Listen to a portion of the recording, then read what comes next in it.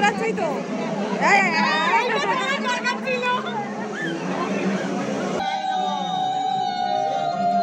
Hello guys, welcome to my channel. চলে এসেছি আরও একটা ব্লগ নিয়ে। তোমরা নিশ্চয়ই ভাবছো যে আমি এইভাবে সেজেগুজে কেন ব্লগ করছি। তোমাদের মনে হচ্ছে না যে এটা যেন গায়ে হলুদের লুক? একদম ঠিক ধরেছো। আজ কিন্তু আমার একটা দিদির বিয়ে, তো সেখানে যাব বলে আমি এরকমভাবে সাজগোজ করেছি। তো এই ভিডিওটাতে তোমাদেরকে আমি একদম গায়ে হলুদ টু বিয়ে আমরা কি করলাম, কি না করলাম, কি খাওয়া দাওয়া করলাম, কত মজা করেছি, সে সমস্ত কিছু দেখাবো। তো চোখ রাখো ভিডিওতে। আর প্রথমে তোমাদের লজের গেটটা দেখিয়ে দিই। এখনও পুরোপুরি কিছুই সাজানো হয়নি। আর এটা দিদির বিয়ের মণ্ডপ, আর ওই দিকটাতে দিদির গায়ে হলুদ হবে, আর ওখানটাতে কোনো তোমরা দেখতেই পাচ্ছ যে দিদি এখানে বসে পড়েছে গায়ে হলুদের জন্য। এবার দিদির গায়ে হলুদ হবে। আর গায়ে হলুদের তো অনেক রকমের নিয়ম থাকে, তাই যাতে বেশি দেরি না হয়ে যায় সেই জন্য আমাদের গায়ে হলুদের পর্বটা অনেক আগেই শুরু হয়েছিল, যাতে ঠিকঠাক টাইমে সবটা হয়ে যায়। এবার দিদির পুরো গায়ে হলুদটা তোমরা একটা সুন্দর গান শুনতে শুনতে উপভোগ করো।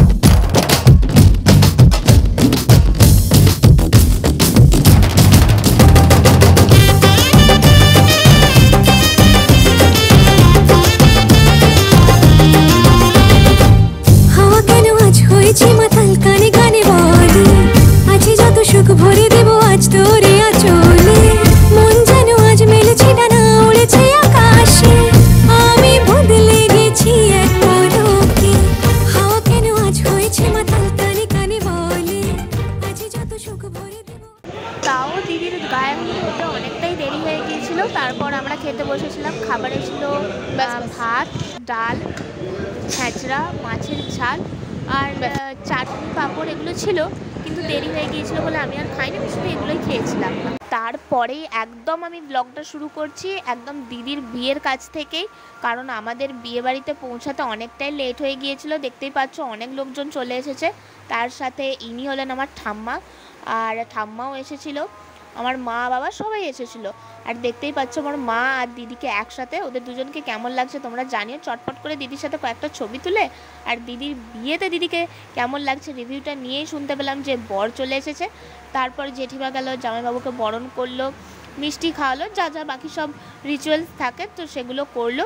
করার পরে জামাইবাবুকে ভেতরে নিয়ে আসা হলো। তারপরেই জেঠু জেঠিমা একে একে জামাইবাবুকে আশীর্বাদ করতে লাগলো। তারপরে ওখানেও কিছু নিয়ম ছিল, সেগুলো পালন করা হলো। তারপরেই আমরা গেলাম আসল কাজ করতে, বর ঠকাতে। বর ঠকাতে গিয়ে কী করলাম দেখো তোমরা।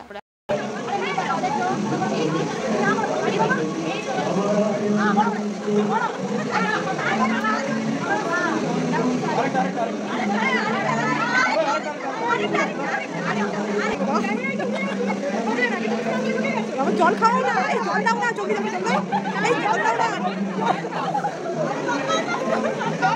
খালি পেটে অসুবিধা হবে যে। এই ইয়েটা কোথায় গেল? এই কি ছিল বাবা? কি ছিল? আমরা কাছে খাওয়া খেলো কেন? খেলো কেন? মানে স্মার্টলি খেয়ে যাও চুপচাপ। না চোখ দিয়ে জল বেড়াচ্ছিস তো।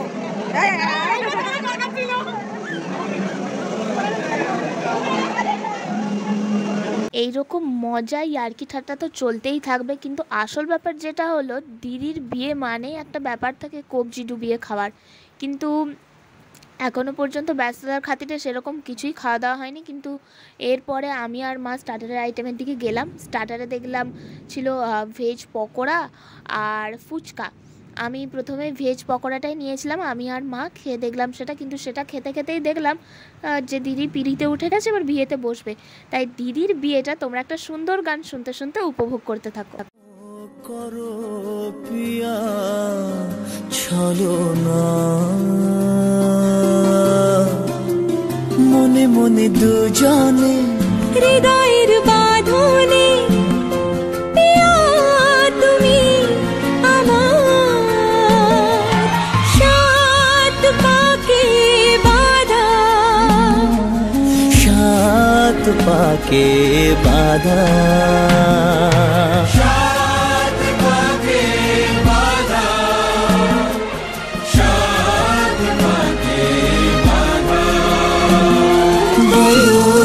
পিয়া বলো বলো না।